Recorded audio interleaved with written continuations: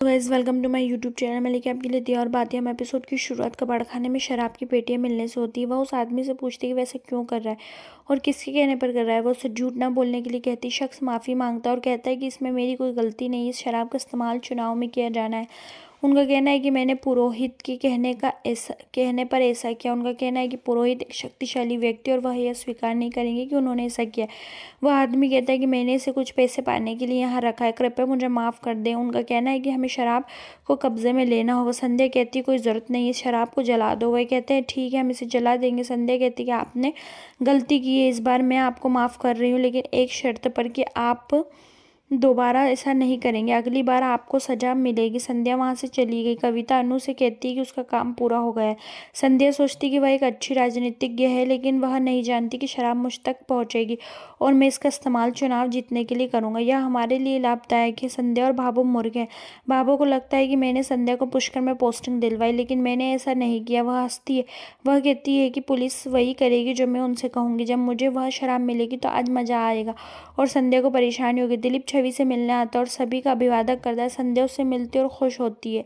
दिलीप कहते हैं कि बेस्ट कैंडिडेट ट्रॉफी पाने और फिर पुष्कर से पोस्टिंग पाने के लिए बधाई हो, मेरे माता पिता खुश है।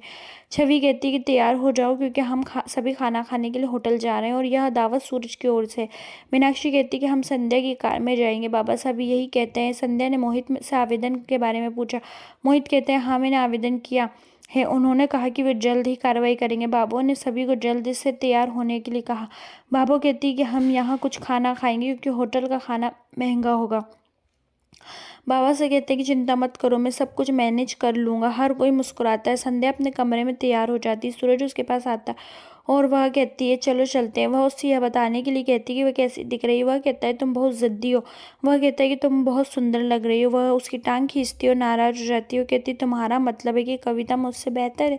वह तनावग्रस्त हो जाता है और उसके पीछे भागता है। वो उसकी टांग खींचती है और मुस्कुराती है। वह उसे रोकता है और उसकी ओर देखता है। वो उसे गालों पर चुम्बन करती है और संगीत बजता है। वह उसकी प्रशंसा करता है और मुस्कुराती है। वह उसे गले लगा लेती है। सभी लोग संध्या की कार में चले गए।